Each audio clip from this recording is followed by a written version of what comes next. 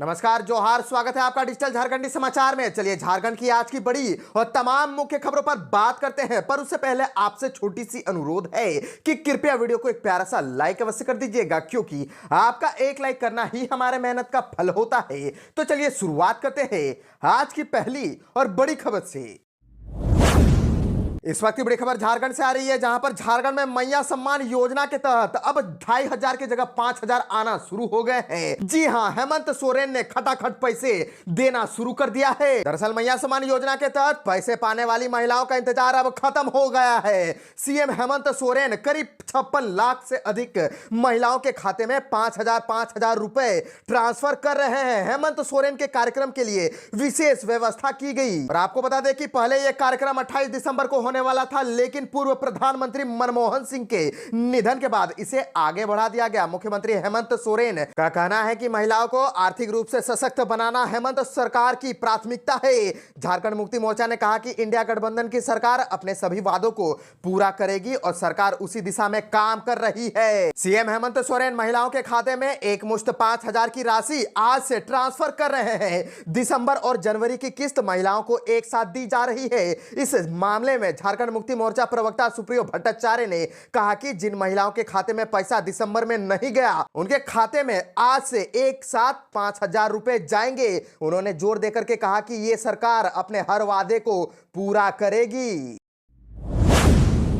झारखंड से और एक बड़ी खबर आ रही है, जहां पर हेमंत सोरेन ने खुद बता दिया है मैया सम्मान योजना का असली वजह कि उन्होंने क्यों शुरू की। मैया सम्मान योजना गारंटी बन रही है। दरअसल मुख्यमंत्री हेमंत सोरेन ने मैया सम्मान योजना को महिलाओं को आर्थिक तौर पर सशक्त बनाने की अपनी सरकार की मुहिम का हिस्सा बनाया है। आज से झारखंड के महिलाओं के बैंक खाते में इस योजना के तहत हर महीने 2500 रुपए डाले जाएंगे। आपको बताते चले कि उन्होंने योजना के महत्व को इंगित करते हुए कहा कि झारखंड में सामाजिक आर्थिक परिदृश्य की पृष्ठभूमि को समझा जाना नितांत आवश्यक है। दशकों से राज्य ने ग्रामीण परिवारों पर शोषक साहूकारों के विनाशकारी प्रभाव को देखे हैं। इसमें महिलाएं कर्ज से उत्पन्न गरीबी का असहनीय बोझ उठाती रही है। उन्होंने खुद महसूस किया है कि राज्य की करीब करीब हर महिला अपने बच्चों की पढ़ाई या दवाई के लिए महाजनों से कर्ज लेती थी और बाद में दलदल में फंसकर मजदूरी या हड़िया दारू बेचने में ही अपने जीवन का स्वर्णिम समय बिता दिया। और आपको बता दें कि उन्होंने ये भी कहा कि दिसोम गुरु शिबू सोरेन के नेतृत्व में 1970 के दशक में महाजनों के विरोध में चलाए गए आंदोलन ने इस बात पर प्रकाश डाला कि कैसे कर्ज ने पीढ़ियों को गरीबी के चक्र में फंसा दिया है। कर्ज के कारण बंधुआ मजदूरी करनी पड़ी और पैतृक भूमि तक छिन गई। हेमंत सोरेन ने कहा कि योजना के 5वें महीने में 18 से 50 वर्ष की आयु की 56 लाख से अधिक महिलाओं को 2500 रुपए मासिक प्रदान की जा रही है, यानी कि वर्ष में 30,000 रुपए बिना किसी देरी और बिना किसी को खुशामद किए हुए महिलाओं के खाते में जाएंगे। मैया सम्मान के माध्यम से महिलाओं के चेहरे पर खुशी की गारंटी बन रही है। गांव की अर्थव्यवस्था पुनः चल पड़ी है। सरकार ने उन त्रुटियों को समाप्त कर दिया है जो पूर्व में कल्याण कार्यक्रमों के लक्ष्य को हासिल करने में बाधक बनती थी। झारखंड में बाबूलाल मरांडी ने मुख्यमंत्री को दे डाली है नसीहत। कहा कि हेमंत सोरेन जी नींद से जागिए। दरअसल बाबूलाल मरांडी ने झारखंड सरकार और हेमंत सोरेन पर एक बार फिर से करारा हमला बोल दिया है। उन्होंने मुख्यमंत्री को माताओं बहनों का मजाक न बनाने की सलाह दी है। दरअसल बीजेपी के वर्तमान प्रदेश अध्यक्ष ने विधवा पेंशन बंद करने का आरोप लगाया है। उन्होंने सोशल मीडिया हैंडल एक्स पर पोस्ट कर कहा है कि हेमंत सोरेन जी नींद से जागिए और माताओं बहनों की मजबूरी का मजाक बनाना बंद कीजिए। आपको बताते चले कि झारखंड के पहले मुख्यमंत्री रहे बाबूलाल मरांडी ने सोशल मीडिया हैंडल एक्स पर पोस्ट कर लिखा है कि हमारी विधवा माताओं बहनों की स्थिति आज बेहद दयनीय और चिंताजनक हो गई है। ऐसा इसीलिए हो रहा है कि इस सरकार में उन्हें भारी संकट और उपेक्षा का सामना करना पड़ रहा है। उन्होंने आगे कहा कि विधवा पेंशन पिछले 5-6 महीनों से बंद है। यह उनकी जिंदगी का एकमात्र सहारा था, उसे सरकार ने बंद कर दिया है। और बाबूलाल मरांडी ने अपने आगे की पोस्ट में लिखते हुए कहा कि महिलाएं कह रही है कि सरकार ने विधवा पेंशन फंड का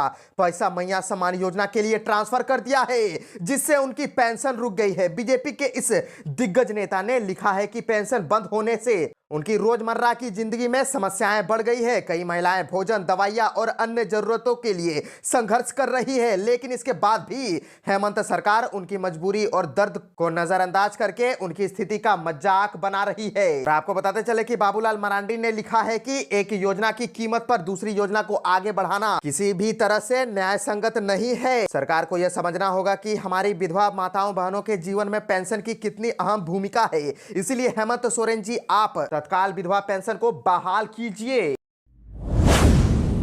चौकीदार नियुक्ति परीक्षा रद्द करने की मांग को लेकर के जमशेदपुर में छात्रों को मिल रहा है राजनीतिक समर्थन और परीक्षार्थियों का विरोध तेज हो चुका है। दरअसल जमशेदपुर के जिला मुख्यालय में चौकीदार नियुक्ति परीक्षा को रद्द करने की मांग को लेकर के परीक्षार्थियों का विरोध लगातार तेज हो रहा है। पिछले 2 दिनों से बड़ी संख्या में छात्र छात्राएं इस मुद्दे को लेकर के धरने पर बैठे हैं और अपने भविष्य को सुरक्षित करने के लिए परीक्षा रद्द करने की मांग कर रहे हैं। आंदोलन को अब राजनीतिक दलों का भी समर्थन मिल रहा है, जिसमें प्रमुख तौर पर जयराम महतो की पार्टी JLKM शामिल है। परीक्षार्थियों का यह आंदोलन तब और बढ़ गया जब JLKM के नेता देवेंद्रनाथ महतो ने छात्रों से मुलाकात की और उनका समर्थन किया।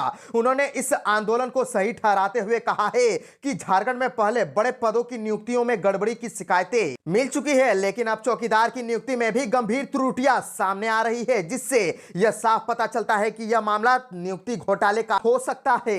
उन्होंने आगे कहा कि ऐसे में कई छात्रों का भविष्य अधर में लटक चुका है। हम जिले के उपायुक्त अनन्य मित्तल से आग्रह करते हैं कि इस परीक्षा को पूरी तरह से रद्द कर दिया जाए, एक नए और पारदर्शिता परीक्षा का आयोजन किया जाए ताकि छात्रों का विश्वास बना रहे और उनका भविष्य सुरक्षित हो सके। परीक्षार्थियों और राजनीतिक दलों के समर्थन से आंदोलन में और गति आ गई है। अब यह मांग जोर पकड़ रही है, इस परीक्षा में हुई गड़बड़ी के कारणों की जांच की जाए और दोषियों के खिलाफ कड़ी कार्रवाई की जाए। यह आंदोलन केवल एक परीक्षा के रद्द होने तक सीमित नहीं रहेगा, बल्कि यह सरकारी नियुक्तियों में पारदर्शिता की आवश्यकता को उजागर करेगा और छात्रों का यह आंदोलन प्रदर्शन के लिए एक चुनौती बन चुका है और प्रशासन जल्द से जल्द इस पर कोई ठोस कदम उठाए, ऐसी उम्मीद जताई जा रही है। झारखंड से और एक बड़ी खबर आ रही है, जहां पर झारखंड में 9 जिलों में पारा 8 डिग्री के नीचे चला गया है और 13 जनवरी तक 8वीं तक के स्कूल, सभी सरकारी स्कूल बंद कर दिए गए हैं और 7 जनवरी के बाद फिर से कड़ाके की ठंड। दरअसल झारखंड में सर्दी का सितम जारी है। रांची सहित राज्य के 9 जिलों में पारा 8 डिग्री के नीचे चला गया है। बर्फीली हवाओं से शरीर सिहर रहा है। सुबह गहरी धुंध भी छा रही है। हालांकि धूप निकलती रही है, लेकिन ठिठुरन कम नहीं हो रही है। कंपकपाती सर्दी और कोहरे को देखते हुए राज्य सरकार ने सभी सरकारी और निजी स्कूलों में 1ली से 8वीं तक के बच्चों को 13 जनवरी तक छुट्टी दे दी है। शिक्षा विभाग के संयुक्त सचिव नंदकिशोर लाल ने यह आदेश जारी कर दिया है। 9वीं से 12वीं तक की कक्षाएं पहले की तरह चलेगी। इसमें कहा गया है कि इस दौरान स्कूल के प्रिंसिपल, शिक्षक और कर्मचारी निर्धारित समय पर स्कूल आएंगे और जरूरी काम निपटाएंगे। और मौसम विभाग के मुताबिक कल से बादल छटेंगे, आसमान पूरी तरह से साफ हो जाएगा। ऐसे में न्यूनतम तापमान में एक बार फिर से गिरावट आएगी और 8 जनवरी को रांची का पारा फिर 8 डिग्री के नीचे जाने की संभावना जताई गई है और अन्य जिलों का तापमान भी 10 डिग्री से नीचे चला जाएगा। इससे ठिठुरन और बढ़ेगी और ठंड में हाड़ कपाने वाली ठंड अपना प्रकोप दिखाएगी।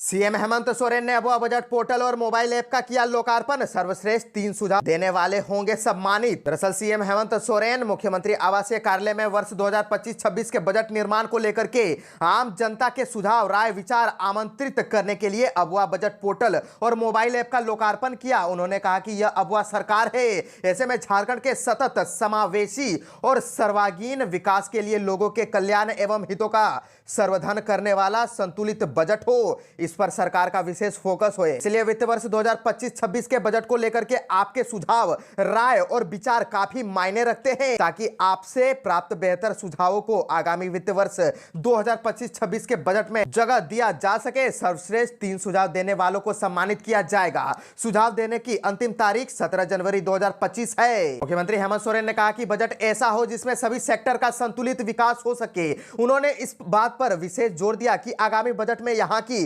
ग्रामीण पृष्ठभूमि वाली अर्थव्यवस्था का विशेष ख्याल रखा जाए। इसके साथ राजस्व संग्रहण की दिशा में भी ठोस कदम उठाने से संबंधित प्रावधानों को भी बजट में जगह मिले, ताकि विकास और जन कल्याण से जुड़ी योजनाओं का बेहतर तरीके से क्रियान्वयन हो सके। उन्होंने कहा कि बजट में सभी वर्गों का विशेष ख्याल रखा जाए। अबुआ बजट पोर्टल एवं मोबाइल ऐप का उद्देश्य वित्त वर्ष 2025 से 26 बजट को लेकर के विशेषज्ञों और आम लोगों का सुझाव प्राप्त करना है, ताकि राज्य सरकार एक बेहतर और संतुलित बजट पेश कर सके। इस दिशा में बजट को लेकर के जो भी सुझाव, राय और विचार मिलेंगे, उनका विस्तृत एनालिसिस किया जाएगा, ताकि झारखंड के विकास एवं यहां की जनता के अनुकूल उन सुझावों को बजट में शामिल करने की दिशा में पहल की जा सके। सस्ती रसोई गैस और धान के एमएसपी के लिए करना होगा अब लोगों को इंतजार। दरअसल मंत्री राधाकृष्ण किशोर ने एक सवाल के जवाब में साफ कर दिया है कि इंडिया ब्लॉक के अन्य दो प्रमुख चुनावी वादे 450 रुपए में गैस सिलेंडर और किसानों का धान का 3200 रुपए प्रति क्विंटल की राशि के लिए अभी इंतजार करना होगा। और मीडिया कर्मियों ने जब प्रश्न पूछा कि गरीबों को 450 रुपए में रसोई गैस कब मिलेगा, तो इस सवाल के जवाब में वित्त मंत्री ने कहा कि यह चुनावी वादा कांग्रेस का था। इंडिया ब्लॉक के अन्य सहयोगी दलों के साथ समन्वय और सहमति के बाद ही इस पर कुछ कहा जा सकता है। पत्रकारों ने जब धान के 3200 रुपए प्रति क्विंटल एमएसपी कब मिलेगा, तो इसके जवाब में मंत्री ने कहा कि इंडिया ब्लॉक के एक दल कांग्रेस का यह वादा था। हर राजनीतिक दलों का इस बात की राजनीतिक स्वतंत्रता है कि वह अपने उद्देश्यों की पूर्ति के लिए अपनी बात रखे, लेकिन जब तक महागठबंधन के इंडिया दलों के प्लेटफॉर्म पर यह साइड नहीं हो जाता, तब तक यह नहीं कह सकते कि 450 में गैस सिलेंडर मिलने का कोई एश्योरेंस है।